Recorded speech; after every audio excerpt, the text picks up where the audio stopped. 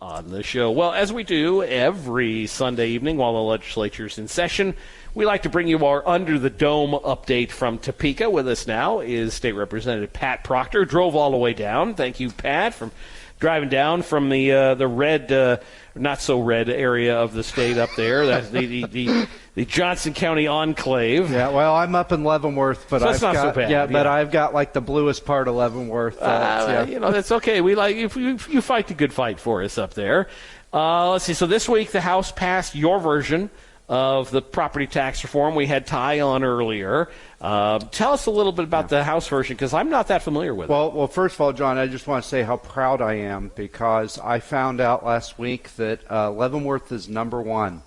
The last 5 years, we've been number one in property tax hikes, 55%. Oh, there's something to be proud of. Yes. Number one. Woo-hoo! You're good at something. Number one in property taxes. Yeah, so my constituents are screaming for this. I really like the solution that Ty came on here with, and I voted for it last year, but it didn't have the support in the House to come across the line. But I really like what the House just passed.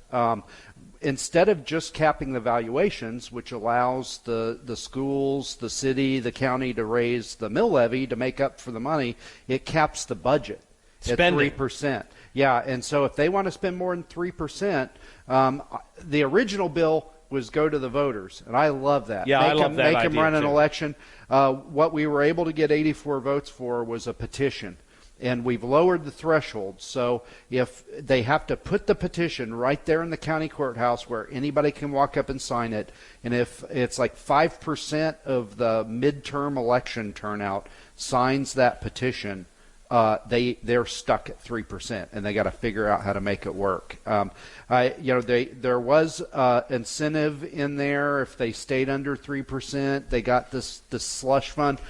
Why are we paying them to do the right thing? Yeah, why are you paying them to be fiscally responsible? I'm thrilled that's out of there. So I think this is a great mechanism, because it doesn't just get at the valuations, which are half the equation. It gets at the spending, which is the whole equation. I love the idea. I can't wait to see. Now, you said 84. That's the key, because the governor's going to veto all this, because first off, she's term limited, so she doesn't care. And second off, she's a big tax and spend lib, so she doesn't like any constraint on government. You think you've got the votes to override? We sent it to the Senate with a veto-proof majority. Okay. Unbelievably, every single Democrat voted against it.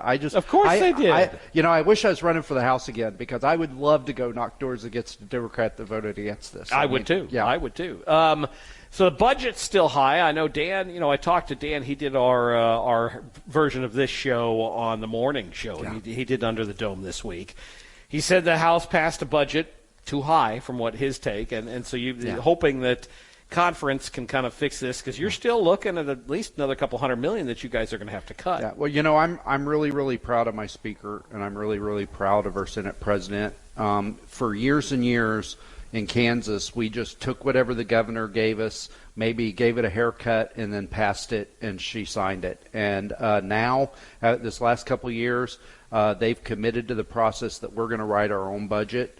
And it forces us. It forces us to come in at a lower number, because you don't want to write your own budget that come in over what the governor gave you. And I'm confident that we're going to get down to the number that we need to get down to before it's all over. It's just, we're kind of in this back and forth and conference committees with the Senate, but I'm confident we're going to get there, because we are the party of fiscal responsibility, and we've taken the budget process back. And we need, when the new governor comes in, they don't need to be smacked in the face with a budget crisis. We need to get our fiscal house in order before they ever get in the door. You mentioned if you were running for the House again. You're not. You're running for Secretary of State. You've been taking some attacks lately from the press, ironically, for trying to secure the vote. I don't understand. Well, I guess it's the press. So, but they're rather mad at you because you're trying to secure our elections. Before I was in politics, I spent 25 years in the Army, and there's a saying in the Army and in the military in general that if you're taking fire, it probably means you're on target. Yeah, and it's like Churchill used to say, if you're making enemies, it means you're doing something right. Exactly. We've done things this year like making sure that every driver's license has your citizenship status on it, so that poll worker that's doing the voter ID can be that last line of defense. My vice chair, Paul Wagner out of Hutchison's got a great bill that we moved for all these bond issues and all these sales tax issues, especially the bond issues. The schools are using tax money to encourage you to vote yes, to raise your I've taxes. noticed, which I hate that. You're using tax dollars to lobby the taxpayers for more taxpayer buying dollars. signs, buying mailers, great bill, and of course all the Access to Ballot Harvesting comes out against it. The ACLU, the League of Women Voters, Loud Light. So if you're taking flack, you're over the target. See, I do think it's kind of funny. I know we've got to let you run. I wanted to ask you, the appeals court has been currently scrutinizing the constitutionality of fusion voting, which I hate the idea. I think it's stupid. I think it's just going to confuse voters, which it does. I'm curious your thoughts on this whole fusion voting concept. Yeah, well, first of all, I'll say I'm not always a fan of the Supreme Court, but my favorite quote of that entire hearing was, "Aren't you on the wrong side of 10th Avenue? Shouldn't you be across the street trying to get this passed?" It's clearly illegal. It's been illegal for over a century. As the chairman of the Elections Committee, and something that I am going to try to do as Secretary of State, I believe that we need to increase transparency, not make things more opaque. And I can't think of anything more opaque than a vote counting process that requires you to total your name over here on the ballot, your name over here on the ballot, and maybe your name in another race, and mash them all together. Allowing a candidate to be on the ballot in the same race under two different parties or three different parties. Yeah, it's just crazy. They pulled some of these shenanigans last year where they'd be nominated by the Democrats and then also nominated by the United Kansas or whatever party, some crackpot party. We've closed that loophole. The legislative intent is clear. I don't put anything past this Supreme Court, so you never know what's going to come out of that building.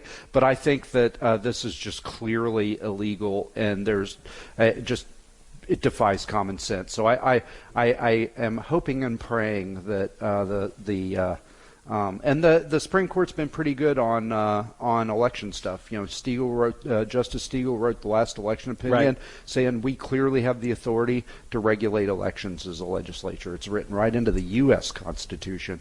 So I'm confident that that's going. I'm like you. I don't put much past the Supreme Court, but I mean, after all, they are the most overturned court in the country. Yeah. But we'll see. Pat, if folks want to connect with you, they can find you at Pat Proctor 4 KS, and that's the number 4, correct? Yep. Or they can go to Pat Proctor for Kansas Secretary of State on Facebook and to check me out. Appreciate you, my friend. Thank you for coming down and joining us tonight. We'll take a quick break, and then my old friend Dion Leffler from the Wichita Eagle will tell us why he says only Donald Trump could tarnish U.S. Olympic hockey gold. He also doesn't like the Supreme Court ballot initiative. I'm going to ask him about both those questions. You're listening to the John Whitmer Show, broadcasting live from AFP's headquarters at Union Station. I think Donion's got a little Trump derangement syndrome, but we'll see what we can do.